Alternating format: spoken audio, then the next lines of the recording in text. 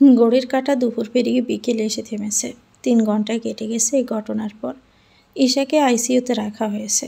তার পুরো মাথা ব্যান্ডেজে মোড়ানো, মুখে লাগানো রয়েছে অক্সিজেন মাস্ক। 2 হাত জোড়ে জায়গায় জায়গায় ওয়ান টাইম ব্যান্ডেজের ছাপ। বাম হাতে স্যালাইনের সুচালো সুই ঢোকানো। অপারেশন থিয়েটার থেকে ডক্টর বের হতে রুবাইয়েত দৌড়ে যায় তার দিকে। ব্যাকুল কণ্ঠে বলে ওঠে, ঈশা, ঈশা কেমন আছে ডক্টর? ও কি আছে? ও কি আমায় চোখ মেলে দেখবে? হ্যাঁ, বলুন না প্লিজ, বলুন। আমি ওর কাছে যাব। আমি ওকে দেখতে চাই। আমাকে যেতে দিন। রুবাইয়েতের পিছনে সারি বেঁধে দাঁড়িয়ে আছে বাকিরা। চোখে মুখে ভয়, আতঙ্কের ছায়া। প্রত্যেকে ডক্টরের মুখের দিকে তাকিয়ে আছে। কারো মুখে কোনো শব্দ নেই, শুধু এক গভীর নিস্তব্ধ প্রতীক্ষা। এই মুহূর্তে অনুভব এগিয়ে এসে রুবাইয়েতের কাঁধে হাত রাখে, শান্ত কণ্ঠে বলে, শান্ত হ রুবাইয়েত, আগে ডক্টরের কথা তো শুনতে দে। রুবাইয়েত দাঁড়ায়, তার চোখে কেবল একটাই প্রশ্ন, ঈশা। রুবাইয়েত ডক্টরের দিকে তাকায়। চারপাশটা নিঃশব্দ, শুধু বুকের ভিতরে দুকপুক করছে সবার। ডাক্তার মুখ থেকে মাস্কটা সরিয়ে সবাইকে উদ্দেশ্য করে বললেন, রোগীর অবস্থা এখনই নিশ্চিতভাবে কিছু বলা যাচ্ছে না। এটা অত্যন্ত জটিল এবং সংকটাপূর্ণ বিষয়। মাথায় গুরুতর আঘাত এবং ব্যাপক রক্তক্ষরণ হয়েছে।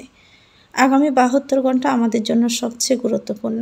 জ্ঞান ফিরলে রোগীর অবস্থা বলতে পারবো। যদি জ্ঞান না ফিরে তবে কমে যাওয়ার সম্ভাবনা রয়েছে। আমরা আমাদের সর্বোচ্চ চেষ্টা করছি, বাকিটা এখন আল্লাহর ইচ্ছে। ডক্টরের কণ্ঠে বেশি আসা কঠিন বাস্তবতা যেন ছুরি হয়ে বিঁধে যায় অহমিকা শেখের হৃদয়ে। হঠাৎ করে ভেঙে পড়েন তিনি। বুক ভেঙে কান্না আসে তার। সন্তানের এমন অবস্থায় কোনো মায়েরই মন মানে না। মা তো সে নিঃস্বার্থ সত্তা, যার ভালোবাসা নিঃশর্ত, যার হৃদয় সবচেয়ে কোমল। সন্তানের সামান্য কষ্টেও সে কেঁপে ওঠে ভেতরটা। আর এখানে তো ঈশার জীবনে অনিশ্চয়তায় ভরা। আয়াত রুহানি দ্রুত এগিয়ে আসে, কাঁদতে থাকা অহমিকাকে শক্ত করে ধরে চেয়ারে বসিয়ে দেয়। চোখে জল, কিন্তু মুখে ভরসার ছায়া, যেন সে নিজেই নিজের চোখে বিশ্বাস রাখতে চাইছে। আয়াত অহমিকা শেখকে ধরে বলল, তুমি এত ভেঙে পড়িও না বড় আম্মু, ঈশা ঠিক হয়ে যাবে ইনশাল্লাহ। অহমিকা শেখ তবুও যেন কিছুতেই মানতে চায় না। ডক্টরের কথায় যেন হঠাৎই ক্ষেপে ওঠে রুবাইয়েত। চোখ জ্বলে ওঠে অদম্য এক আগুন। ডক্টরের দিকে এগিয়ে এসে গর্জে ওঠে, আমার লিটল গার্লের কিচ্ছু হবে না, কিছুতেই না। আমি কিছু হতেই দিব না। ও একদম ঠিক আছে, বুঝলেন? রুবাইয়েতের কণ্ঠে কাঁপন, রাগ তার অসহায়ের মিলেমিশে এক দৌড়নি বাজে। ও ঘুমিয়েছে, কেবলই ঘুম। আর আপনি বলছেন কমায় যাবে? ওর কমায় যাওয়ার বয়স হয়েছে নাকি? কি পড়ে ডাক্তারি করছেন?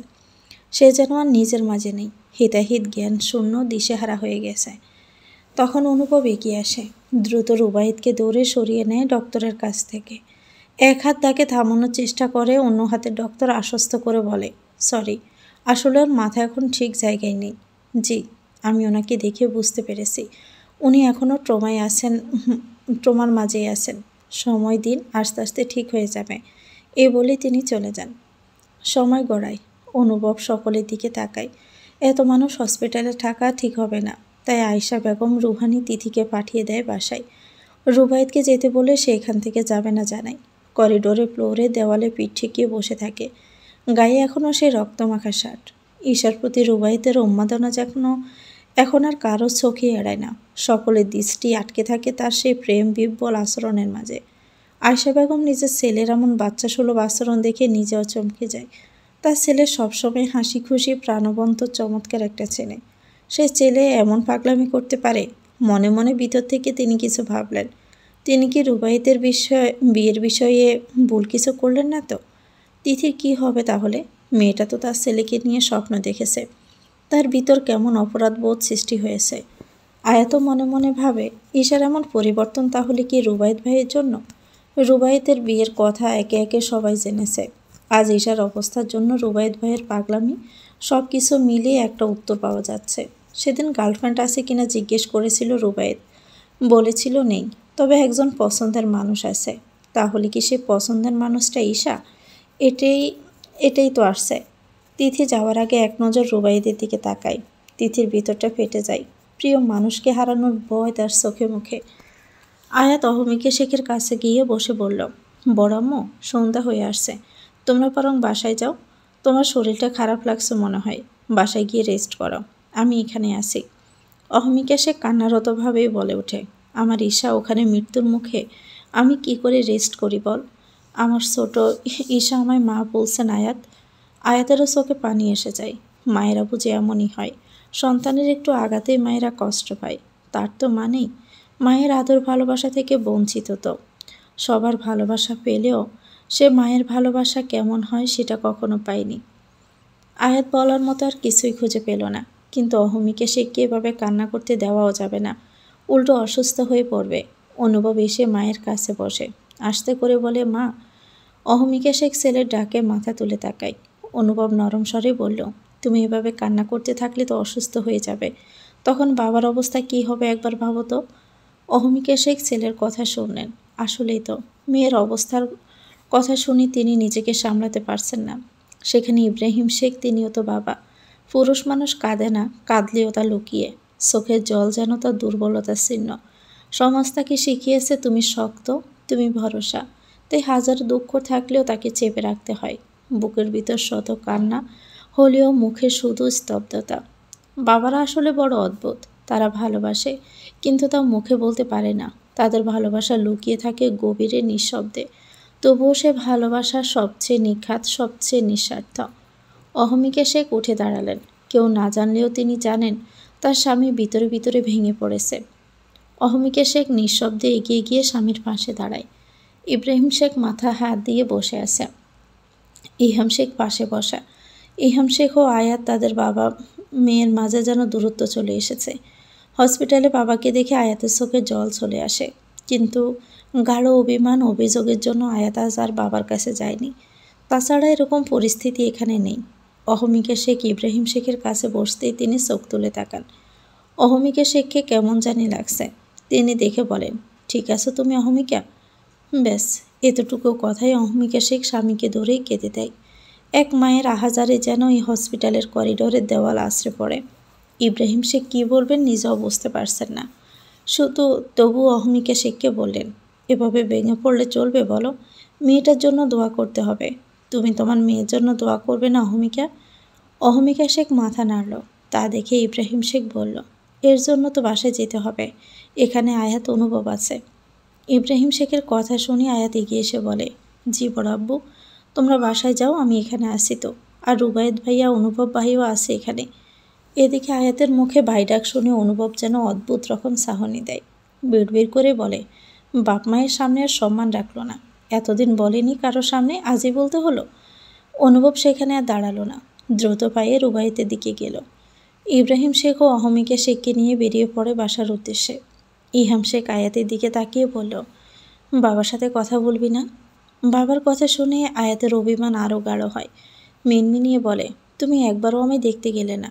ইহাম শেখ এগিয়ে এসে আয়াতকে এক হাতে জড়িয়ে ধরে বলল, আমার কাজ ছিল মা। একটু থেমে নরম স্বরে যোগ করল, বাবা অনেকগুলো সরি বলছে কেমন? আয়াত মুখ নিচু করে নেয়, চোখে তার অভিমানের ছায়া। ইহাম শেখ বের হওয়ার প্রস্তুতি নেয়। আয়াতকে উদ্দেশ্য করে বলে, আমাকে যেতে হবে মা, তুমি ঈশার সাথে থাকো কেমন? দরকার হলে আমাকে ফোন দিও। আয়াত শুধু একবার মাথা নাড়িয়ে হ্যাঁ বলল। এ পুরো দৃশ্য দূর থেকে অনুভব চুপচাপ দাঁড়িয়ে লক্ষ্য করছিল। ইহাম শেখ চলে যেতেই অনুভব আয়াতকে ডাক দেয়, আয়াত। আয়াত এগিয়ে এসে অনুভবের সামনে দাঁড়ায়। অনুভব বলে, তুই ঈশার কাছে থাক, আমি রুবায়েতকে বাহিরে নিয়ে যাচ্ছি। এই বলে সে রুবায়েতকে উঠাতে যায়, কিন্তু রুবায়েত নড়াছড়া করে না, চুপচাপ তাকিয়ে থাকে ঈশার কেবিনের দিকে এক দৃষ্টিতে। অনুভব আবারও ডাকে, রুবায়েত। রুবায়েত আবার ধীরে ধীরে অনুভবের দিকে তাকায়। তার চোখ দুটো কেমন যেন প্যাকাশে, পাকার ভিতরে যেন একটা জ্বর বইছে, অথচ বাহিরে নিস্তব্ধ। অনুভব একটু ধমকে সুরেই বলল, এভাবে আর কতক্ষণ বসে থাকবি? শরীর আর শার্টে রক্ত লেগে আছে, চল চেঞ্জ করে নিস। রুবায়েত হঠাৎই অনুভবের হাত ঝটকা দিয়ে ছাড়িয়ে নেয়, কণ্ঠে জেদ আর কষ্টে ভরা কণ্ঠে বলল, আমি যাব না অনুভব। চোখ গড়িয়ে ঈশার কেবিনের দিকে তাকিয়ে গলা ভারী করে বলে ওঠে, তোর বোনকে উঠতে বল। এখন কেন উঠছে না? অনুভব এক ধাপ এগিয়ে এসে রুবায়েতের কাঁধে হাত রাখল, গলার স্বর কঠিন করে, পাগলামি করিস না রুবায়েত। ঈশা আমার বোন, হ্যাঁ আমার বোনকে আমিও ভালোবাসি। একটু থেমে ক্লান্ত গলায় বলে, ওর জন্য আমরা সবাই কেমন যন্ত্রণায় আছি তুই বুঝতে পারছিস না? এবার সরে সরে চোখে তাকিয়ে প্রশ্ন করে, কেন তুই এভাবে ভেঙে পড়ছিস? এত পাগলামি কেন করছিস? রুবায়েত চিৎকার দিয়ে ওঠে, ও তোর বোন হতে পারে, আমার নয়। ও আমার লিটল গার্ল। আমি ওকে ভালোবাসি। নিজের হাতে গড়া ভালোবাসাকে এভাবে আর শেষ হতে দেখতে পারবো না। তোর বোন যদি না ফিরে, মনে রাখিস রুবায়েতও শেষ। ঈশাবিহীন রুবায়েতের কোনো অস্তিত্ব নেই। রুবায়েতের কথা শুনে অনুভব আয়াত যেন চমকে ওঠে। আয়াত প্রথমেই ভেবেছিল এমনটাই হবে। এই বিষয় নিয়ে ঈশার সাথে কথাও বলতে চেয়েছিল, কিন্তু তার হলো কই। অনুভব রুবায়েতকে জাকি দিয়ে বলল, তুই কি পাগল হয়ে গেছিস? পুপি তোর বিয়ে ঠিক করেছে, আর আজ তুই এই কথা বলছিস? তোর পুপি আমায় বলে বিয়ে ঠিক করেনি, তাই এই ঠিক করা বিয়ে নিয়ে আমার কোনো মাথা ব্যথা নেই, বুঝছিস তুই? এ বলে রুবায়েত উঠে দাঁড়ায়। সে কেবিনের ভিতরে ঢুকতে গেলে নার্স বাধা দেয়, কিন্তু রুবায়েত যেন মানে না। অনুভব নার্সকে বলল যেতে দেওয়ার জন্য। রুবায়েত ভিতরে গিয়ে ঈশার মাথার কাছে বসে পড়ে। ঈশার একটা হাত আলতো করে ধরে স্লোভাবে বলে, লিটল গার্ল, আমার কথা শুনতে পাচ্ছিস? এখনও উঠছিস না কেন তুই? দেখ, আমার ভালো লাগছে না তোকে এভাবে দেখতে। তুই না জেনে আমার উপর অভিমান করলি, আমার ভিতরটা তুই দেখলি না। এই ঈশা, আমার যে অনেক কষ্ট হচ্ছে। তোর এই অবস্থার জন্য আমি দায়ী। হ্যাঁ, আমিই দায়ী। আমি আমার লিটল গার্লকে হার্ট করেছি, আমি আঘাত করেছি। তোকে আঘাত করে আমিও ভালো নেই। উঠ না একবার। কেবিনের বাহিরে দাঁড়িয়ে অনুভব নির্বাক চোখে দেখছিল রুবায়েতের পাগলামি। অস্থির বেদনা বেজা সে আচরণ যেন ভালোবাসার এক নিঃশব্দ চিৎকার। আয়াত জানালার পাশে দাঁড়িয়েছিল, তার চোখে জল ছিকছিক করছিল আলোয়। এই মুহূর্তে চুপ থেকে আয়াত ধীরে কণ্ঠে বলে উঠল, রুবায়েত ভাইয়া সত্যি ঈশাকে অনেক ভালোবাসে। ছেড়ে যাওয়ার যুগে যখন কেউ কারো জন্য এতটা পাগলামি করে, সে ভালোবাসা কখনো মিথ্যে হতে পারে না। আয়াতের কণ্ঠে ছিল এক ধরনের নিশ্চিত বিশ্বাস, আর চোখে মিশেছিল অশ্রুর নীরব বাসা। অনুভব নিঃশব্দে তাকিয়ে রইল তার দিকে। কোনো শব্দ ছিল না, শুধু ভেতর থেকে যেন এক দীর্ঘ গভীর নিঃশ্বাস বেরিয়ে এলো। দিনের আলো ডুবে গিয়েছে রাতের আধারের মাঝে অনেক আগে, সময় 8টার কাছাকাছি। অনুভব কিছু কাজে বাহিরে গিয়েছিল। যাওয়ার আগে আয়াতকে একটা ফাঁকা কেবিনে রেস্ট নিতে বলেছে। নার্সকে বলে গেছে এই কেবিনে যাতে কেউ না আসে। আয়াত কেবিনের বেডে শুয়ে কখন যে ঘুমিয়ে গিয়েছে টেরও পায়নি সে। অনুভব খাবার নিয়ে এসেছে। যাওয়ার সময় সে দরজার বাহির থেকে লক করে গিয়েছিল। অনুভব দরজা খুলে ভিতরে প্রবেশ করে। সামনে এগিয়ে যেতেই অনুভব যেন থমকে যায়। আয়াত এলোমেলোভাবে শুয়ে আছে। জামা সরে গিয়ে আয়াতের পশা মসৃণ পেট দেখা দিচ্ছে। অনুভব শুকনো ডোক গেল, ললার দিয়ে নিজের শুষ্ক ওদর জোড়া ভিজিয়ে নিল। তার অবাধ্য চোখ জোড়া আয়াতের মাঝে আবদ্ধ। অবচেতনে কয়েক পা এগিয়ে আসে, কিন্তু পর মুহূর্তে নিজেকে সামলে নেয়। তৎক্ষণাৎ চোখ বন্ধ করে ধীরে ধীরে হাত বাড়িয়ে আয়াতের জামাটা ঠিক করে দেয়। জীবনের বাঁকে কঠিন সময়। মানুষের জীবনে এমন কিছু মুহূর্ত আসে যা একেবারে ভিতরটা ভেঙে চুরমার করে দেয়। সময়ের কঠিন ধাক্কায় আমরা অনেক সময় দিশেহারা হয়ে পড়ি। এসব সময় থেকে সহজে বেরিয়ে আসা যায় না। সুখের পরেই যেন দুঃখ অনিবার্য এসে হাজির হয়। হয়তো এটাই উপরওয়ালার লিখে দেওয়া নিয়তি। জীবন মানেই তো এক নিয়তির স্রোতে ভেসে চলা। কখনো হাসি, কখনো কান্না, কখনো পাওয়া, কখনো না পাওয়া। তবে এটাও সত্য, অন্ধকারের পরেই আসে আলো। খারাপ সময়ে কখনো কখনো নতুন কিছু শেখায়, শক্ত করে তোলে আমাদেরকে, আর পথ দেখায় ভবিষ্যতের। শেখ পরিবারে নেমে এসেছে শোকের ছায়া। অনুভব ঘুমন্ত আয়াতের দিকে তাকায়। মাথার চুলগুলো এলোমেলো হয়ে গেছে, গামে তা যেন মুখের উপর লেপ্টে রয়েছে। অনুভব আয়াতের মায়াবী মুখটার দিকে তাকায়। তখনকার আয়াতের বলা কথাটা বারবার অনুভবের কানে যেন বাজে। ছেড়ে যাওয়ার চোখে যখন কেউ কারো জন্য এতটা পাগলামি করে, সে ভালোবাসা কখনোই মিথ্যে হতে পারে না। এটা দিয়ে আয়াত তাকে কি বোঝালো নাকি? অনুভবে তা বোধগম্য হলো না যেন। অনুভব সেসব বাদ দিয়ে আয়াতকে ডাক দিল। দুপুরে তাদের খাওয়া হয়নি। আয়াত যেন গভীর ঘুমে আচ্ছন্ন। দুপুরের ডাক আয়াতের কান অবধি পৌঁছালো না। অনুভব কি মনে করে যেন আয়াতের মুখের উপরে থাকা চুলগুলো হাত দিয়ে সরিয়ে কানে গুঁজে দেয়। হঠাৎই মুখে কারো স্পর্শ পেয়ে ঘুম ভেঙে যায় আয়াতের। ভয় পেয়ে সে চমকে উঠে বসে। মনে হয় যেন দুঃস্বপ্নের ঘোর কাটেনি এখনো। চোখ খুলতে সামনে অনুভবকে দেখে যেন এক মুহূর্তে সাহস খুঁজে পায় সে। কিছু না ভেবে ঝাঁপিয়ে পড়ে অনুভবের বুকে, দুহাতে শক্ত করে জড়িয়ে ধরে। বুকে মুখ লুকিয়ে নিয়ে গভীরভাবে নিঃশ্বাস নিতে থাকে, একটা আশ্রয়ের মতো। আয়াতের এই আচমকা ব্যবহারে প্রথমে থতমত খেয়ে যায় অনুভব। এমনটা একেবারেই আশা করেনি সে, কিন্তু পরক্ষণেই সবটা বুঝে নেয়। ভয় পেয়েছে আয়াত, নিশ্চয়ই কোনো দুঃস্বপ্নে। আয়াতের তীব্র ও অস্থির শ্বাস প্রশ্বাস তার বুকের উপর স্পষ্টভাবে পড়ছে। অনুভব ধীরে ধীরে এক হাত বাড়িয়ে আয়াতের মাথায় হাত রাখে, নরমভাবে মাথায় সহানুভূতির ছোঁয়ায় চুলে বিলি কেটে দিতে দিতে বলে, আয়াত রিল্যাক্স, আমি আছি। ভয় পেয়েছিস? আয়াতের শরীর যেন ক্ষণে ক্ষণে কেঁপে উঠেছে। অনুভব বেশি কিছু না ভেবে আয়াতকে নিজের সাথে মিশিয়ে নেয়। বেশ কিছুক্ষণ পরে আয়াত যেন নিজের মাঝে ফিরে আসে, কিন্তু নিজেকে কারো বাহু ডোরে দেখে আয়াত মুখ তুলে তাকায়। অনুভব তার দিকে ব্রুকুসকে তাকিয়ে আছে। আয়াতের হুঁশ আসতে দ্রুত অনুভবের থেকে সরে যায়। লজ্জায় মাথা নত করে ফেলে সে। তা দেখে অনুভব বলল, যখন নিজের মাঝে থাকিস না তখন এই অনুভবের বুকটা প্রয়োজন পড়ে, আর এখন আমার থেকে দূরে যাচ্ছিস। আমি একবার নিজের কাছে আসলে আর কিন্তু ছাড়া পাবি না, তুই মনে রাখিস। আয়াত তখনও মাথা নিচু করে রয়েছে। ইস, এই লোকটা ইদানিং কী যে সব বলে। আয়াত যেন নিজেই ঘোরের মাঝে চলে যায়। অনুভব আয়াতকে দেখে বলল, হয়েছে, আর লজ্জা পেতে হবে না, আপাতত খাবার খেয়ে নে। আয়াতের ঈশার কথা মনে হয়। ইস, সে কখন ঘুমিয়ে পড়ল। আয়াত অনুভবকে দেখে বলল, আমি কতক্ষণ ঘুমাইতেছি, আর ঈশার কী অবস্থা এখন? অনুভব এক দীর্ঘশ্বাস ফেলে বলল, আগের মতোই, তুই অনেকক্ষণ ঘুমিয়েছিস, যা এখন ফ্রেশ হয়ে নে। আয়াত আর বিরক্তি করল না, উঠে সে দাঁড়ায়, শরীরে জামা কাপড় ঠিক করে নিয়ে চারদিকে তাকালো। তারপর সে ওয়াশরুমের দিকে এগিয়ে যায়। আয়াত ফ্রেশ হয়ে বের হলে রুমে কাউকে দেখতে পায় না। মনে মনে বলল, কই গেল এই লোকটা? অনুভব কেবিন থেকে বের হয়ে ঈশার কেবিনের দিকে যায়। দেখতে পায় রুবায়েত কেবিনের বাহিরে বসে আছে। অনুভব এগিয়ে এসে তাকে ডাক দিল। রুবায়েতের ডাক শুনিয়ে অনুভবের দিকে তাকায়। তার চোখ কেমন ফ্যাকাশে হয়ে গেছে, মুখটা কেমন নির্জীব হয়ে গেছে।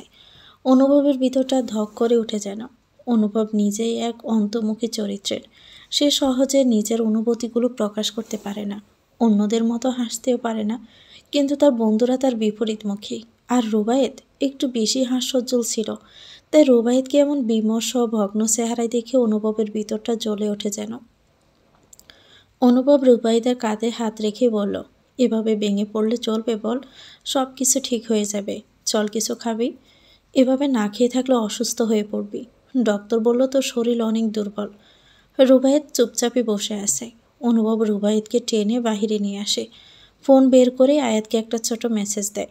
চারপাশে তখন ঘন কালো অন্ধকার, তবুও শহরের আকাশে যেন এক ঝলমলে আলোয় ভেসে যাচ্ছে সব কিছু। দিনের চেয়ে যেন রাতে এখানে বেশি মোহময়। নিশতি রাতেও ব্যস্ত শহর তার ছন্দ হারায় না। আলোকিত বাতি আর নানান রঙের ঝলকে শহরের আকাশে রাত্রি হয়ে ওঠে আরও বেশি সৌন্দর্যমণ্ডিত। অলিগলিতে মানুষের আনাগোনা থামে না কখনো। গম্ভীর এই শহরে যেন এক অবিরাম স্পন্দনের নাম। অনুভব রুবায়েতকে নিয়ে বাহিরে এসেছে। অনুভবের মাথা ধরেছে ক্ষোভে। হসপিটালের রুবায়েতকে যেন কেমন প্রাণহীন হয়ে পড়েছে। তারা একটি চায়ের দোকানে পাতানো বেঞ্চে বসে পড়ে। রুবায়েত আকাশের দিকে তাকিয়ে আছে। রাতের আকাশে তারারা মিটিমিটি করে যেন হাসছে। রুবায়েতকে কিছু খেতে বললে সে খাবে না জানায়। সন্ধ্যার দিকে একটু খাইয়েছিল দৌড়ে বেঁধে। অনুভব রুবায়েতের দিকে তাকায়। কেন যেন আজ অনুভবের মনটাও শীতল হয়ে গেছে আয়াতের কথা শুনে। ভালোবাসা বড়ই অদ্ভুত। এই ছেলেটা তার বোনকে এত পাগলের মতো ভালোবাসে, কখনো সে স্বপ্নেও ভাবেনি। কখনো সেরকম কিছু চোখেও পড়েনি। লোকেই তো ভালোবাসাগুলো হয়তো একই রকম হয়, কোনো চাওয়া পাওয়া থাকে না, মনের গভীর থেকে অনুভব করে। আচ্ছা, আমিও কি গভীর থেকে এত অনুভব করি কাউকে? না করলে কেন আমার মনের ভিতর এতটা জায়গা দখল করে আছে সে? অনুভব ছাউনির ভিতর গিয়ে 2 কাপ চা হাতে নিয়ে একটা কাপ রুবায়েতের হাতে দেয়। রুবায়েত কাপটা হাতে নেয় নিঃশব্দে। অনুভব বেঞ্চে বসে চায়ের কাপে চুমুক দেয়। তারপরে বলে, ঈশার এই অবস্থা, ওইদিকে তিথি, কি করবি ভাবছিস? কি ভাববো আমি? ফুপি তোর বিয়ে ঠিক করেছে। যাকে আমি এতদিন ভালোবাসলাম, চোখে চোখে রাখলাম, কখনো অপর পুরুষ সান্নিধ্যে আসতে দেইনি, সে ভালোবাসাকে নিশ্চয়ই আমি কবর দিব না। যদি কবর দিতেই হয় আমাদের দুজনকে দিয়ে দিস। আমি না বাঁচলে তোর বোন সুস্থ হয়ে কি হবে? আর তোর বোন আমাকে ফাঁকি দিলে আমি বেঁচে থেকে কি করব? মা আমার মতামত না নিয়ে এই কাজটা করেছে, সেটা মা বুঝবে। 2 দিনের সিদ্ধান্তের জন্য আমি আমার এত বছরের আগলে রাখা ভালোবাসা বিসর্জন দিতে পারবো না। রুবায়েত একটু থেমে আবারও বলল, তুইও তো আয়াতকে অনেক ভালোবাসিস। আয়াতের সকল বিপদ আপদে ছায়ার মতো পাশে ছিলিস। দূরে গিয়েও তুই আয়াতকে নিজের মতো করে পরিচালিত করেছিস, এমনকি আয়াতের ওপর কোনো পরপুরুষের ছায়া মাড়াতে দিসনি। তুই মুখে না বললেও আমি অন্তত সব জানি। তুই দূরে গিয়েও আয়াতের উপর তোর নজর ছিল প্রখর। তাহলে আমি কাছে থেকে আগলে রেখে কিভাবে সারি বল? ভালোবাসে কি একদিনের ব্যাপার? অনুভব বলার মতো আর কিছু পেল না। আসলে অনুভবকে গোড়া থেকে রুবায়েত আর আহান পুরোটাই জানে, চিনে। শুধু বিয়ের ব্যাপারটাই লুকায়িত ছিল মাত্র। সময় গড়ালো। আয়াত ঈশার কাছে একা রয়েছে, তাই অনুভব আর দেরি করলো না, তারা উঠে দাঁড়ালো। বিল দিয়ে হসপিটালের দিকে চলে গেল। অহমিকা শেখ মেয়ের জন্য জায়নামাজে বসে দোয়া করছেন। রহিমা তাদের জন্য রান্নাবান্না করছে। আয়সারা সকালে শেখ মেনশনে এসেছে। ভাইয়ের পরিবারের এই দুঃসময়ে যদি পাশে না থাকে তাহলে কিসের ভাই বোন? তাছাড়া তার ছেলের যা অবস্থা তাতে তিনি নিজেও বুঝছেন ঈশাকে ঠিক কতটা ভালোবাসে। তিনি ছেলের বিষয়ে কখনো কোনো ভুল সিদ্ধান্ত নেননি। ছেলেও কখনো তাকে কোনো কিছু নিয়ে অভিযোগও করেনি। কিন্তু এই প্রথম নিজের করা কাজে নিজে অনুতপ্ত। আয়শা খুব ভালো করে বুঝেছেন রুবাইদের কাছে ঈশার জায়গাটা ঠিক কোথায়। কিন্তু তিথি, ইব্রাহিম শেখ সোফায় বসে আছেন। আয়শা ইব্রাহিম শেখের কাছে গিয়ে বসে বলল, ভাইজান। ইব্রাহিম শেখ চোখ তুলে তাকালো। এক বাবার অসহায়ত্ব যেন ফুটে উঠেছে।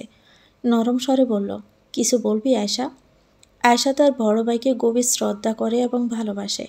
বড় ভাই সবসময় তার পাশে থেকেছেন বলেই হয়তোবা তাদের মধ্যে এখনও এই ধরনের অটুট সম্পর্ক গড়ে উঠেছে। অন্যদিকে ছোট ভাই প্রায় দূরে থাকার কারণে আয়শার সঙ্গে তার সেই ঘনিষ্ঠতা গড়ে ওঠেনি। তার দুই ভাবেই মাটির মানুষ। ননদ হিসেবে কখনো দুর্ব্যবহার অন্যদের মতো করেনি। বোনের মতোই দেখেছিল।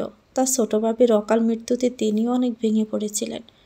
আয়শা ইব্রাহিমের দিকে তাকিয়ে নিচু কণ্ঠে বলল, ভাইজান, এই মুহূর্তে মনে হচ্ছে আমি কোনো বড় ভুল করে ফেলেছি। রুবাইতের চোখের দিকে তাকালে আমি তার ভিতরের অস্থিরতা স্পষ্ট দেখতে পাই। ঈশার এমন অবস্থা, রুবাইতের এই পাগলামি, সব কিছু মিলিয়ে মনে হচ্ছে আমি কোনো সিদ্ধান্ত নিতে ভুল করেছি। সবসময় ভেবেছি আমি যা করছি তা ওর ভালোর জন্যই করছি। ছোট থেকে আজ অবধিও কখনো আমার কোনো সিদ্ধান্তে প্রশ্ন তোলেনি, কোনো অভিযোগ করেনি। হয়তো ভেবেছি আমার প্রতিটি সিদ্ধান্তই ও সন্তুষ্ট। কিন্তু এবার মনে হচ্ছে আমি ওর হৃদয়ের সবচেয়ে বড় চাওয়াটাকেই উপেক্ষা করেছি। রুবাইতের বাবা ব্যবসার কাজ নিয়ে দেশ বিদেশে থাকেন। আমি একা হাতে ছেলে মেয়েকে বড় করেছি। সবসময় চেষ্টা করেছি ওদের কোনো চাওয়া অপূর্ণ না রাখতে। তাই ভেবেছিলাম ওর বিয়েটাও আমি নিজেই গুছিয়ে দিব, ওকে জানিয়ে দিব যেন একটা চমক হয়। কিন্তু এখন বুঝতে পারছি এই সিদ্ধান্ত নেওয়াটা আগে মনের কথা ওর জানার দরকার ছিল। ভাইজান, রুবায়েত হয়তো সত্যি ঈশাকে খুব ভালোবাসে। তিথি এগিয়ে আসছিল আয়শা বেগমের দিকে, কিন্তু হঠাৎই আয়শা বেগমের মুখে এই কথাটি শোনার পর তার হাত পা আটকে যায়। হৃদয়ের গহীন এক তীব্র প্রশ্ন খেলে যায়। রুবায়েত ভাই কি সত্যি তাকে নয় ঈশাকেই ভালোবাসেন? চোখ দুটো ঝাপসা হয়ে আসে। জল চিকচিক করে ওঠে চোখের কোণে। বুকের ভিতরটা যেন কেমন করে ওঠে। যন্ত্রণায় ভারী হয়ে যায় নিঃশ্বাস। ভালোবাসা আসলেই এমন, কাউকে হাসায়, কাউকে কাঁদায়। আবার কোনো কোনো ভালোবাসা শুধু পোড়াতেই জানে। তিথি নিজের মনে প্রশ্ন করে, আমি যদি শুধু ভালোবেসেই এতটা কষ্ট পাই, তাহলে ঈশার অবস্থায় রুবায়েত ভাইয়ের হৃদয়ে কী তোলপাড় চলছে। চোখের জল গড়িয়ে পড়ে গাল বেয়ে, কিন্তু কাউকে দেখার সুযোগ না দিয়ে দ্রুততায় মুছে ফেলে। মুখে এক মিথ্যে হাসি ফুটিয়ে এগিয়ে যায় সামনে। গলা স্বাভাবিক রেখে বলল, মামি। আয়শা বেগম তিথির দিকে তাকান। তিথি কাছে গিয়ে এবার ঈশার পাশে বসে পড়ে। আয়শা বেগম এক হাতে তিথির মাথায় হাত রেখে মমতা ভরা কণ্ঠে বললেন, তোকে আমি মিথ্যে স্বপ্ন দেখিয়েছি রে তিথি, আমায় তুই ক্ষমা করে দিস। ভেবেছিলাম তোকে একদিন নিজের ঘরে নিয়ে আসব, কিন্তু রুবায়েত যে ঈশাকে ভালোবাসে। তিথি মুখে হাসি ধরে রেখে ধীরে বলল, আমি জানি মামি। তাছাড়া হাসপাতালে রুবায়েত ভাইয়ের পাগলামি আমরা সবাই দেখেছি। আমি কিছু মনে করিনি। যা আমার ভাগ্যে নেই তা নিয়ে মন খারাপ করেই বা কী হবে। তারপর আবার বলল, জীবনসঙ্গী তো তাকেই করা উচিত যাকে নিজের সমস্ত হৃদয় দিয়ে ভালোবাসা যায়। রুবায়েত ভাইয়ের সেই অধিকার আছে। তিথির গলা কাঁপছিল, কিন্তু তার ভিতরে জ্বরটা সে হাসির আড়ালে ডেকে রেখেছে। কখনো কখনো ভালোবাসা মানে নিজেকে ভাঙা, আর সেই ভাঙা হৃদয় নিয়েই অন্যের ভালোবাসার পথ মসৃণ করে দেওয়া। তিথি আর কিছু বলল না। হঠাৎই যেন শব্দগুলো গলার ভিতরে আটকে গেল। দ্রুত উঠে দাঁড়িয়ে ড্রয়িং রুম থেকে বেরিয়ে যায় সে। কোনো দ্বিধা নেই। কোনো প্রতিক্রিয়া নেই, যেন আর এক মুহূর্ত সেই জায়গায় থাকা তার পক্ষে সম্ভব নয়। বুকের ভিতর জমে থাকা ভালোবাসাহীনতার যন্ত্রণা হু হু করে বেরিয়ে আসতে চাইছে, আর তিথি কিছুতেই সেটা থামাতে পারছে না। চোখের অশ্রুগুলো আজ বিদ্রোহ করছে, থামার নাম নিচ্ছে না। সে ছুটে যায় ছাদের দিকে, যেন মুক্তি একমাত্র সেখানে। ছাদের রেলিং ধরে দাঁড়িয়ে পড়ে, চোখ মুখ চেপে ধরে কান্না চাপতে চেষ্টা করে, কিন্তু পারছে না। শব্দহীন একটা কান্না গিলে ফেলেছে তার পুরো সত্তাকে, যেন হৃদয়টা ফেটে যাচ্ছে, আর সেই পাটল দিয়ে বেরিয়ে আসছে অজস্র ব্যথা। সময় তখন রাত 1টা। হাসপাতালের বাতাসে যেন একটা নিস্তব্ধতা ছেয়ে গেছে। চারদিকে ঘুমিয়ে পড়েছে, শুধু কিছু মানুষের ভেতরকার অস্থিরতা জেগে আছে। রুবাইত ঈশার পাশে একটা চেয়ারে বসে আছে। তাকে বারবার বাসায় যেতে বলা হয়েছে, কিন্তু সে কিছুতেই যেতে রাজি নয়। অনুভবও আর জোর করেনি। সে জানে এমন কিছু করলে পরিস্থিতি আরও খারাপ হতে পারে। এই সময় আহান এসেছিল। অনুভব তাকে আগেই ডেকেছিল কিছু জরুরি কাজের জন্য। দুজনে করিডোরের একপাশে দাঁড়িয়ে কথা বলে। অনুভব কাজগুলো বুঝিয়ে দেয়, আর তারপরে আহান চলে যায়। অন্যদিকে আয়াত হসপিটালের করিডোরে জানালার পাশে দাঁড়িয়ে আছে। সে তাকিয়ে আছে দূরের আকাশের দিকে। চাঁদটা যেন বেশি বড় আর উজ্জ্বল। হাসপাতাল জুড়ে গভীর নিস্তব্ধতা, কোনো আওয়াজ নেই। আয়াতের চোখে ঘুম নেই। সন্ধ্যায় একটু ঘুমিয়েছিল বলেই হয়তো এখন ঘুম আসছে না। তার চোখে যেন হাজারো চিন্তার ভিড়। সেই মুহূর্তে অনুভব এক পলক আয়াতের দিকে তাকিয়ে দৃঢ় পায়ে এগিয়ে যায় আয়াতের দিকে। আয়াত কারো উপস্থিতি টের পেয়ে পাশে ফিরে তাকায়। দেখে অনুভব তার পাশে দাঁড়িয়ে। দুজনের চোখে চোখ পড়ে যায়, কিন্তু কেউ কিছু বলে না। তারপর আয়াত আবারও জানালার দিকে ফিরে তাকায়। অনুভব ধীরে ধীরে বলে, এখানে দাঁড়িয়ে আছিস যে? অনেক রাত হয়ে গেছে। আয়াতের মাঝে কোনো প্রতিক্রিয়া দেখা গেল না। অনুভব একটু ধমকে সুরে বলল, কিছু বলেছি আমি তোকে?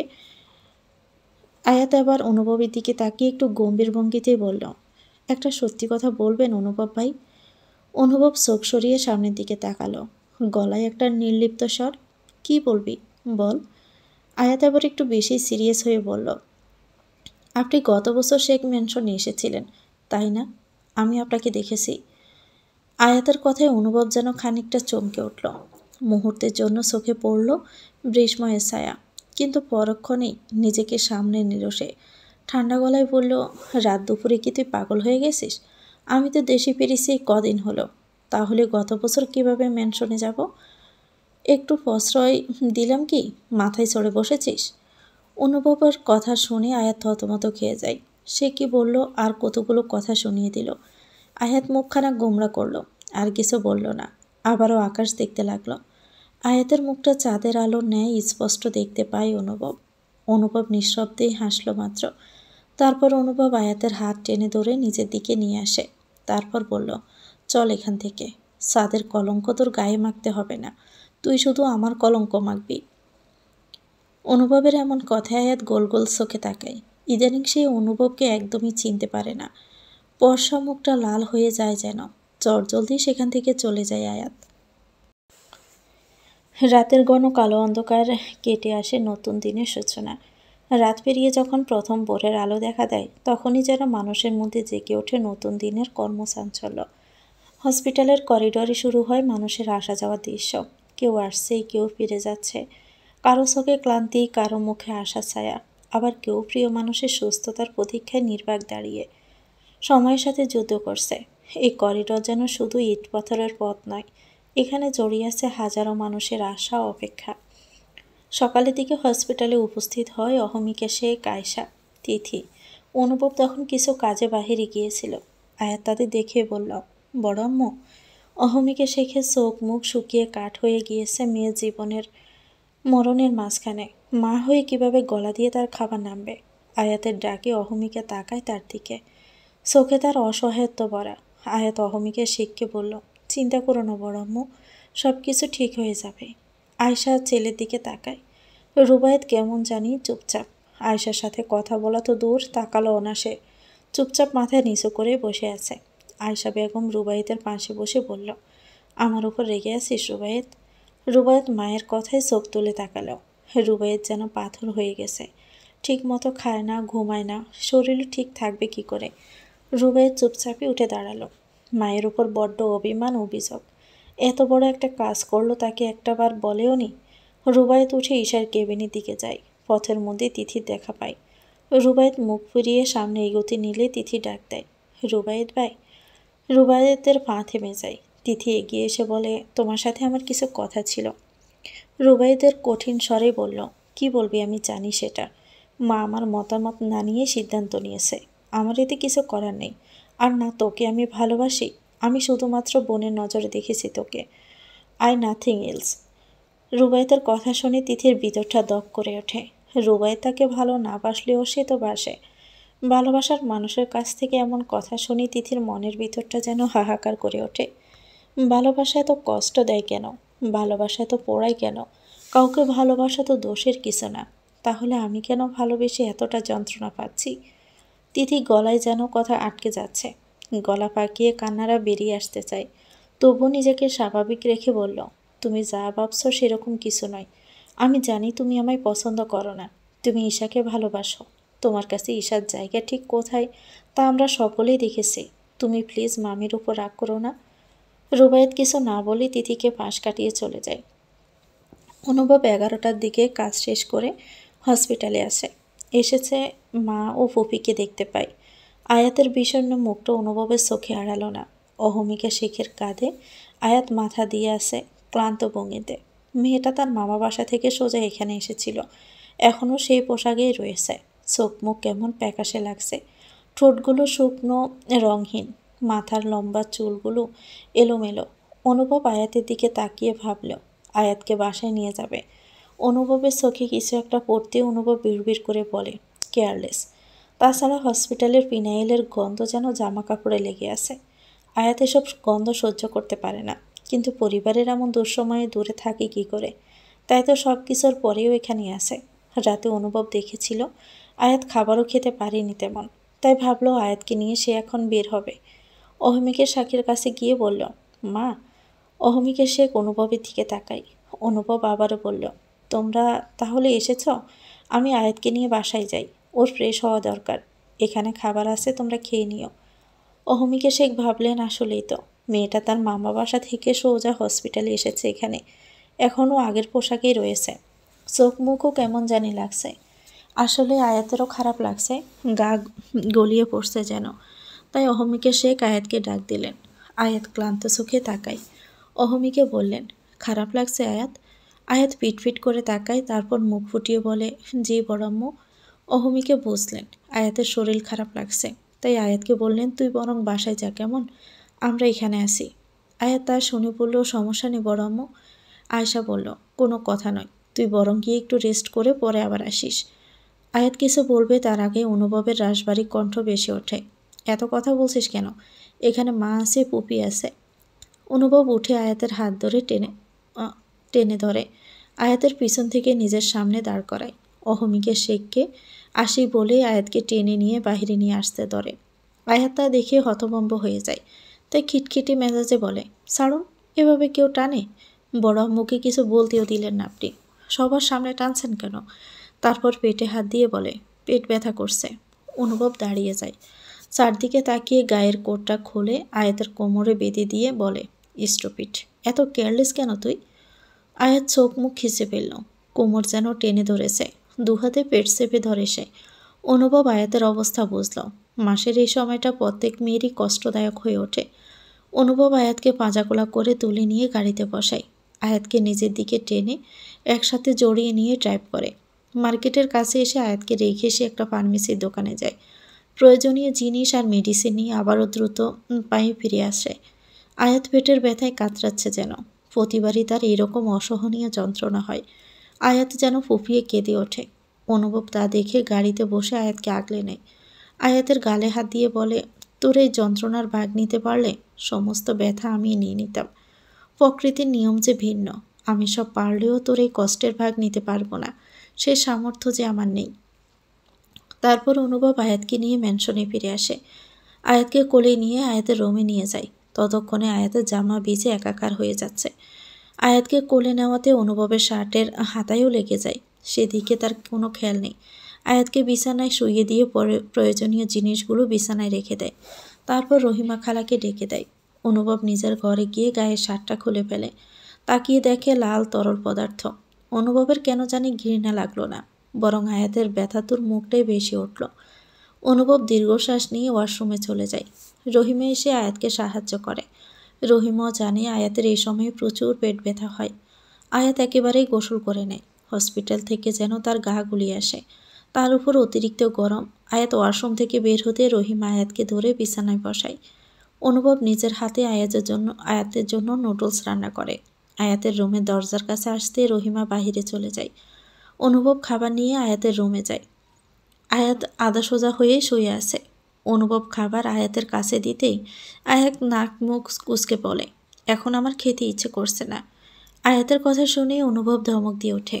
নুডলসের বাটিটা সামনে ধরে বলে, ওষুধ খেতে হবে, 5 মিনিটের ভিতর খেয়ে নে, আমায় রাগাস না কিন্তু এই মুহূর্তে।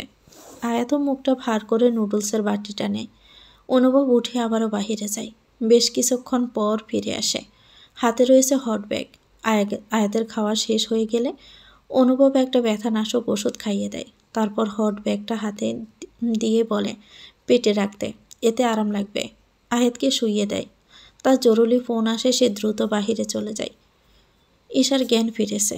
কথাটা শুনেই অহমিকা শেখ দৌড়ে মেয়ের কাছে যায়।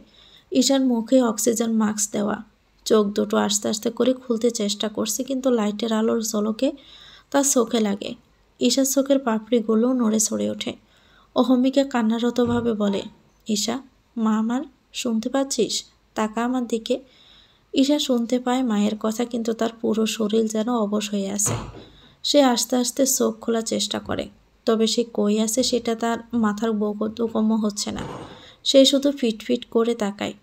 ঈশার জ্ঞান ফেরার কথা ইব্রাহিম শেখের কাছে পৌঁছাতেই তিনি দ্রুত সমস্ত কাজ ফেলে হসপিটালে ছুটে আসেন।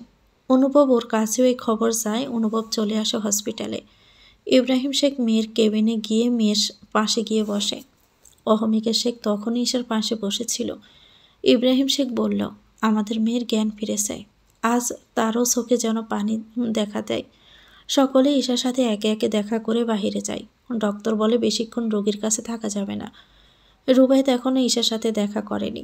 তার যেন ভয় করছে, কারণ তারই কারণে ঈশার আজ এই অবস্থা। তাকে দেখে যদি উত্তেজিত হয়ে হিতে বিপরীত কিছু হয় তখন? এই বয়সে মাথা নিচু করে করিডোরে চেয়ারে বসে থাকে। এই কয়দিন এই ঈশার জন্য পাগলামি করলেও আজ ঈশার সামনে যাওয়ার সাহসটুকু তার হচ্ছে না। অনুভব রুবাইতের পাশে গিয়ে বসে। রুবাইতের কাঁধে হাত দিয়ে বলে, ঈশার জ্ঞান ফিরেছে, তুই এখনো দেখা করলি না যে? রুবাইত চোখ তুলে তাকায় অনুভবের দিকে। কাঁপা কাঁপা কণ্ঠে বলে, আমার তোর বোনের সামনে যাওয়ার সাহস হচ্ছে না রে। আমায় দেখলে যদি সে উত্তেজিত হয়ে যায়, এতে করে ওর ব্রেনে আঘাত লাগবে। আমি যাব না আমার লিটল গার্লের সামনে। অনুভব হাসল। এই কয়েকদিনে রুবাইতের পাগলামি দেখলেও আজ যেন সে অন্য একটা রুবাইতকে দেখছে। তার বোনের জন্য পাগলামি করে এখন সামনে যেতেই ভয় পাচ্ছে। অনুভব রুবাইতকে আশ্বস্ত করে বলল, কিছুই হবে না, তুই গিয়ে একবার দেখা করে নে।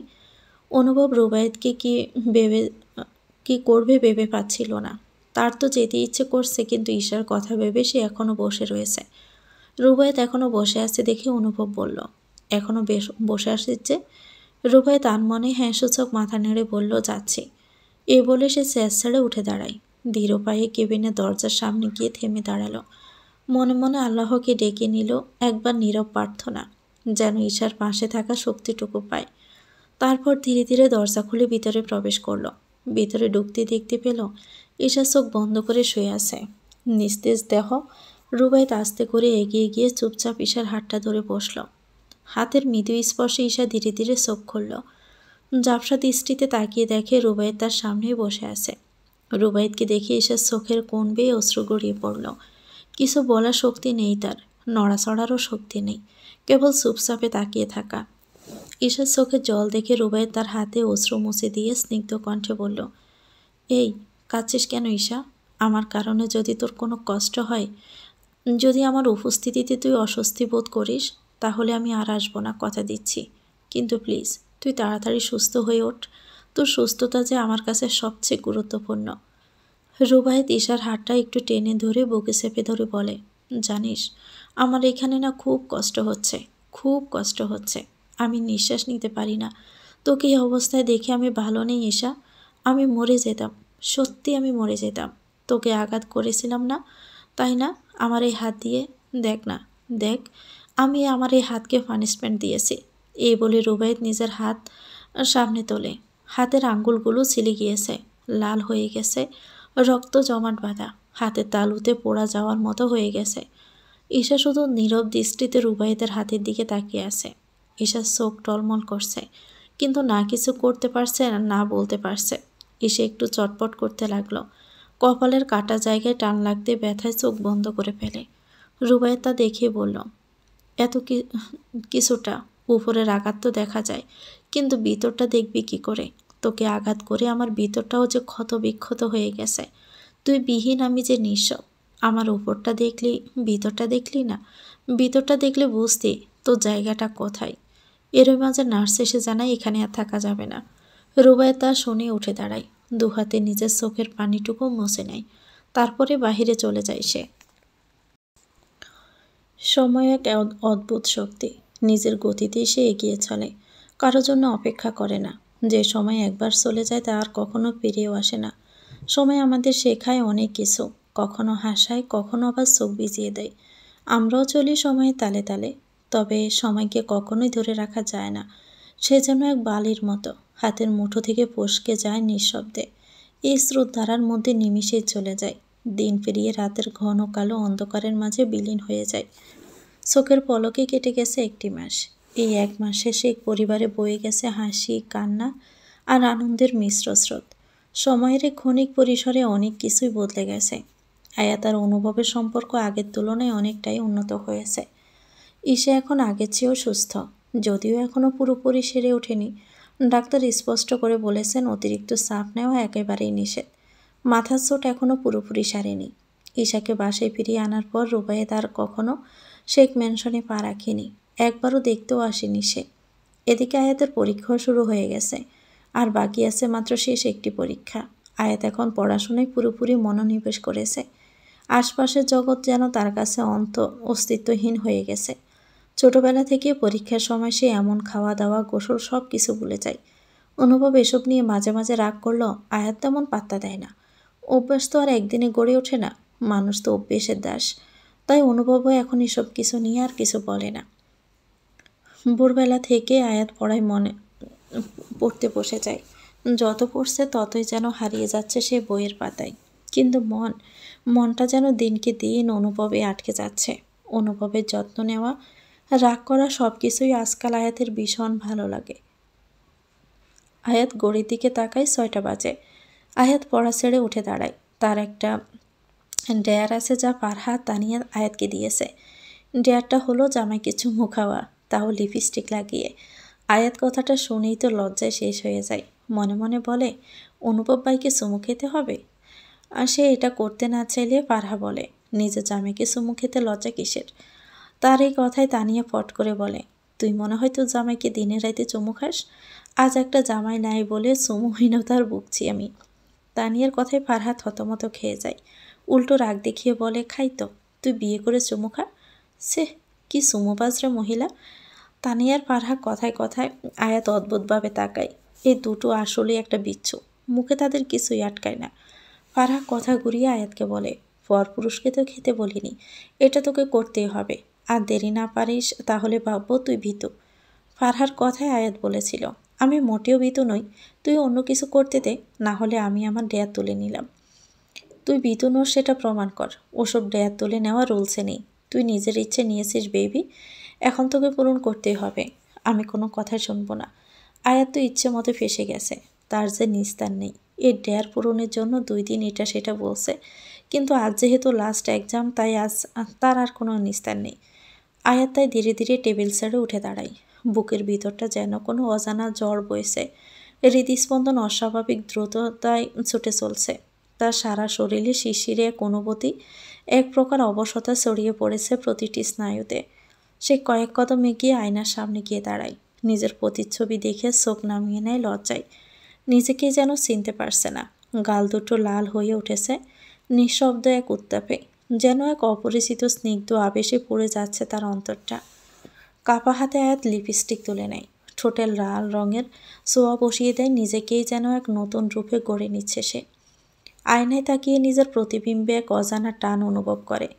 নিজের ভিতরকার রঙিন ঢেউগুলো যেন আয়নায় কাঁচ হয়ে গলে পড়েছে নীরবে। আয়াত ধীরে ধীরে দরজাটি খুলে বাহিরে তাকায়। না, চারপাশে একেবারে নিঃসঙ্গ, কোথাও কেউ নেই। হালকা শ্বাস পেলে সে নিঃশব্দে পা টিপে টিপে এগিয়ে আসে অনুভবের দরজার সামনে। বুকের ভিতরে যেন কেউ একটা হাতুড়ি টানা চালাচ্ছে, দগদগ করছে। দুঃসাহসী এখন একটা কাফন তাকে দুপা পিছিয়ে দেয়। সে কি করতে যাচ্ছে ভাবতে এক অদ্ভুত শীতলতা তাকে গ্রাস করে নেয়। লজ্জা, ভয় আর একরকম অচেনা আবেশে যেন পুরো অস্তিত্ব জড়িয়ে যায়। আয়াত দাঁড়িয়ে থাকি কিছুক্ষণ, নিঃশ্বাস আটকে আসে যেন।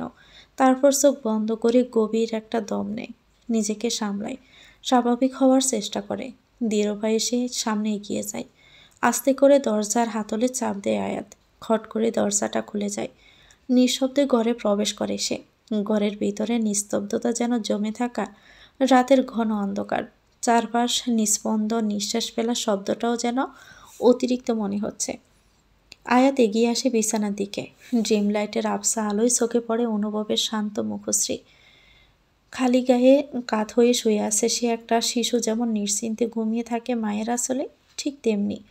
আয়াত থমকে দাঁড়ায়। শরীর যেন হঠাৎ করেই কম্পিত হয়ে ওঠে। গলা শুকিয়ে আসছে, কথা বলার শক্তি নেই। পা দুটো জমে গেছে মাটিতে। আর এক কদমও যেন এগোনো সম্ভব নয়। হৃদয়ের ভিতরে ঢেউ উঠেছে, যেন অজানা কোনো স্রোত তাকে ভাসিয়ে নিয়ে যাচ্ছে। এক ধরনের উদ্বেগ, এক ধরনের উৎকণ্ঠা, আবার কোথা থেকে যেন এক অচেনা উত্তেজনাও। আয়াতের মনে হয় এখানেই তার সমস্ত স্নায়ু থেমে যাবে, হয়তো এখনই জ্ঞান হারিয়ে ফেলবে। আয়াত আর দাঁড়ালো না, গুটি পায়ে এগিয়ে গেল বিছানার দিকে। আস্তে করে বিছানায় বসল। কেমন যেন লাগছে তার। ধরা পড়লে সে শেষ, এটা নিশ্চিত। সাহস করে এসেছে যখন, তখন দ্রুত কাজ শেষ করে বেরিয়ে যাবে, না হলে মরণ নিশ্চিত। আয়াত বুকে পু দিয়ে একটা দম নেয়, তারপর আস্তে করে ঠোঁট এগিয়ে দেয়। অনুভবের গালে ঠোঁটে ছোঁয়া লাগতেই অনুভব এক হাতে আয়াতের কোমর টেনে নিজের বুকের নিচে ফেলে দেয়। অনুভব আয়াতের উপর আধা সোজা হয়ে ঝুঁকে তাকায়। আয়াত যেন নির্বাক, হতভম্ব চোখে তাকায়। পুরো শরীর যেন জমে যায় তার। কি থেকে যে কি হয়ে গেল। আয়াত, তুই আসিস। অনুভবের হাতার ধরা পড়ে এক উত্তেজনায় বলে ফেলে, ইন্নালিল্লাহ। অনুভবের ঘুম খুবই হালকা। এতটুকুতেই তার ঘুম ছুটে যায়। দরজার খটকরার শব্দে সে চোখের পাতা খুলে ফেলে। জহুরি চোখে তাকায় সেদিকে। কোনো চোর হতে পারে। এর আগেও এমন হয়েছিল। অনুভব সামনে তাকায়। মেইলি পরিচিত সুগ্রাণ নাকে আসে তার। ড্রিম লাইটের আলোতে আয়াতকে সে চিনতে ভুল করেনি, তাই দ্রুত আবার চোখ বন্ধ করে নেয় সে। অনুভব আয়াতকে শক্ত করে দৌড়তে মেয়েটার সমস্ত শরীর যেন কেঁপে ওঠে, যেন বিদ্যুতের এক ঝলক তরঙ্গ বয়ে যায় তার শরীর জুড়ে। গাড়ির নিচের থেকে পায়ের পাতার দিকে শীতল স্রোত নেমে আসে। মনে মনে দোয়া দুরুদ পড়তে শুরু করে সে। লজ্জার ভয় তার মুখমণ্ডলে স্পষ্ট ছাপ ফেলে গেছে। ঠোঁট নড়ে অস্পষ্ট স্বরে বলে ওঠে, আল্লাহ, মাটি ফেটে যাক, আমাকে ঢেকে নে। এদিকে অনুভব ঘুম জড়ানো কণ্ঠে ফিসফিসিয়ে জিজ্ঞেস করে, এখানে কি করছিস আয়াত? অনুভবের কণ্ঠ শুনিয়ে আয়াত কেঁপে ওঠে। শরীর থরথর করে কাঁপে। মুখের সব রং যেন মুছে যায়। গলা কাটা মুরগির মতো হাঁসফাঁস করতে থাকে। বুঝে উঠতে পারে না যে কি বলবে, কি করবে। অনুভব এক দৃষ্টিতে তাকিয়ে থাকে আয়াতের দিকে। আয়াতের মুখখানা যেন আতঙ্কে চাপে আড়ষ্ট। হঠাৎই অনুভব হাত বাড়িয়ে আয়াতের ঠোঁট ছুঁয়ে দেয়। বুড়ো আঙ্গুল দিয়ে আয়াতের ঠোঁটে লিপস্টিকটা আলতো করে মুছে দিতে থাকে। লজ্জায় আয়াত মাথা ঘুরিয়ে নেয়। উঠে পড়ার জন্য চটপট করতে থাকে, কিন্তু অনুভব যেন থামতে চায় না। আবারও শান্ত কণ্ঠে প্রশ্ন করল, এত সকালে আমার ঘরে কেন এসেছিস? এবার একটু ভয় করে অনুভবের কণ্ঠে। আয়াত অস্পষ্ট স্বরে বলে, এমনি এসেছিলাম। এমনি কেন এসেছিস? ইঁদুর, হ্যাঁ ইঁদুর এদিকে এসেছিল। অনুভব আলস্যহীনভাবে জবাব দেয়, আমাদের বাসায় ইঁদুর নেই। আয়াতের মুখটা ছোট করে ফেলে। মনে মনে বলে, ইস, কেন যে আসতে গেলাম। আর বাসায় ইঁদুর থাকলে কি ক্ষতি হতো? আয়াতের মুখটা দেখে মুচকি হাসল অনুভব। তারপর আয়াতকে বলল, একটা পুরুষের রুমে এসে তার ইজ্জত হরণ করতে লজ্জা করে না? আমি হলাম শুদ্ধ পুরুষ, আর তুই কি না আমার ঘুমের সুযোগ নিয়ে চুমু দিয়ে আমায় কলঙ্কিত করলি? আয়াত অনুভবের কথা শুনে গোল গোল চোখে তাকায়। সে আবার কিভাবে কলঙ্কিত করলো? একটা চুমুই তো খেয়েছে শুধু। আয়াত দাঁতে দাঁত পিষে বলল, ছাড়ুন, আমি কিভাবে কলঙ্কিত করলাম? পুরুষের কি কলঙ্ক আছে নাকি? অনুভব শান্তভাবে আয়াতের দিকে দৃষ্টি নিক্ষেপ করে বলল, অন্য পুরুষেরটা জানি না, তবে আমার আছে, কিন্তু তুই সেটা হরণ করলি। এখন আমার কি হবে বল? আয়াত আবার সত্যি বিরক্ত হয়ে গেল। কপাল চাপড়াতেই ইচ্ছে করছে তার, কিন্তু পারল না। তার হাত তখন অনুভবের শক্ত মুঠোয় বন্দি। এই লোকটা সব সময় কথায় কথায় এমন তেড়ামি করবে, যেন ওটাই তার ধর্ম।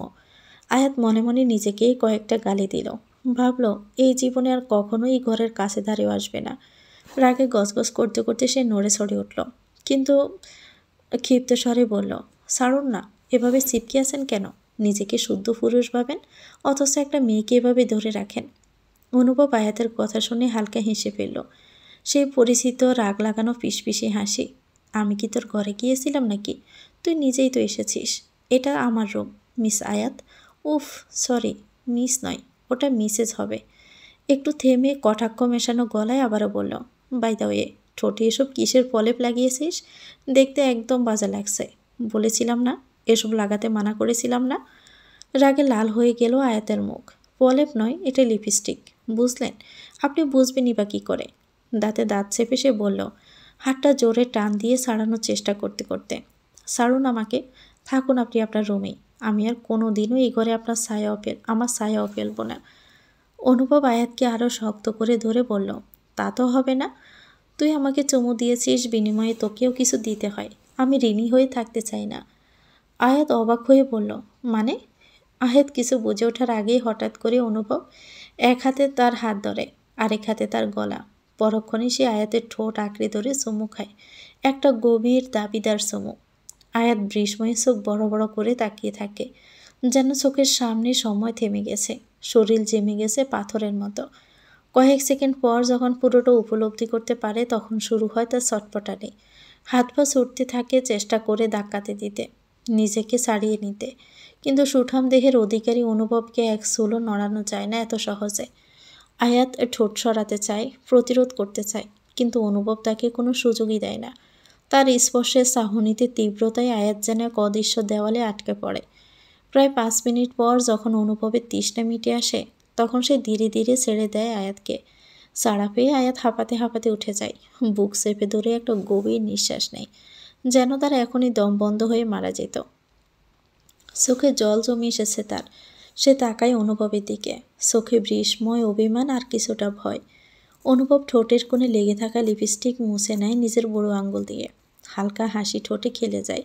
তারপর বলে, আমি অনুভব শেখ, কারো কাছে ঋণী থাকি না। আর আপন মানুষ হলে তো একদমই না।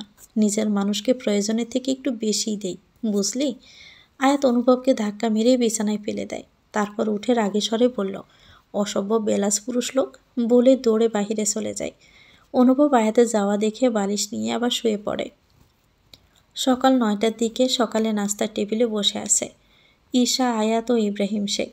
অনুভব এখনও নিচে নামেনি।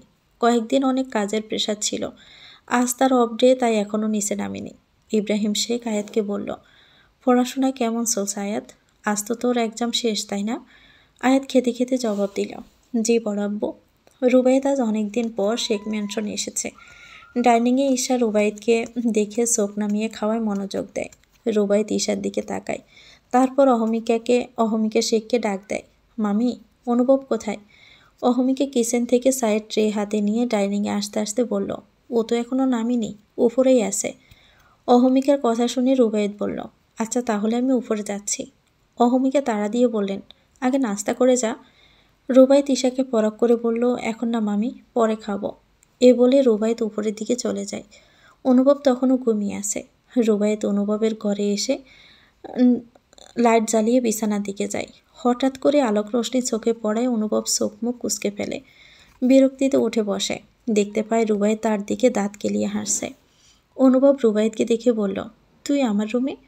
রুবাইদ এগিয়ে এসে বলল, সে কথা পরে হবে, আগে বল তোর গালে কিসের দাগ? লিপস্টিক তো মনে হচ্ছে। তোকে কে আবার চুমু দিল? অনুভব গালে হাত দিয়ে বলে, তুই বুঝবি না। সকাল সকাল আমার রুমে কি এলাম এমনিতেই, তুই বাসায় আর আমিও ফ্রি আছি, তাই আর কি। অনুভব গড়ির দিকে তাকায়, 9টা পার হয়ে গেছে। আয়াতকে নিয়ে ভার্সিটিতে যেতে হবে। তাই রুবাইদকে বলল, আয়াতকে নিয়ে ভার্সিটি যেতে হবে, আজ ওর এক্সাম শেষ। রুবাইদ অনুভবের কথা শুনে বলল, ওয়েট ওয়েট, আয়াত, আচ্ছা তোর গালের দাগটা কি আয়াতের দেওয়া? রুবাইদ বড় বড় করে চোখে তাকায়। অনুভব ব্রুকুসকে বলল, ইডিয়েট, বের হও আমার রুম থেকে। আয়াত অনুভবের কথায় প্রেক্ষিতে গুনগুন করে বেরিয়ে যেতে যেতে বলল, তুই গেলে লিপস্টিকের দাগ নিয়ে থাকলে কিছু না, আর আমি বললে শালা ক্যারেক্টার ডিলা। সব কুছ তুমহারা লীলা খেলা হে। পরীক্ষার সময় প্রতিদিন সে নিয়ে যেন আবারও আনত। অনুভব উঠে সোজা ওয়াশরুমে চলে যায়। প্রায় 20 মিনিট দৌড়ে গোসল করে একেবারে ফ্রেশ হয়ে নিচে নামে। আয়াত রেডি হয়ে গিয়েছে। অনুভবকে দেখে সকালে দৃশ্য বেশি ওঠে। আয়াত মুখ নামিয়ে নেয়। একবার আয়াতকে এক পলক দেখে নাস্তার টেবিলে বসে। অহমিকা শেখ নাস্তা বেড়ে দেন। অনুভব তাড়াতাড়ি করে খেয়ে নেয়। মায়ের দিকে তাকিয়ে বলে, মা আসছি। এ বলে সে বেরিয়ে পার্কিং এরিয়াতে যায়। আয়াতকে দাঁড়িয়ে থাকতে দেখে অহমিকা শেখ বললেন, কিরে এখনও দাঁড়িয়ে আছিস কেন? দ্রুত যা। বড় আম্মুর কথায় আয়াত গুটিসুটি মেরে বের হয়। বাইকের কাছে অনুভব মাথায় হেলমেট পরে বসে আছে। আয়াত এসে চুপচাপে বাইকে উঠে বসে পড়ে। এক হাত অনুভবের কাঁধে রাখে।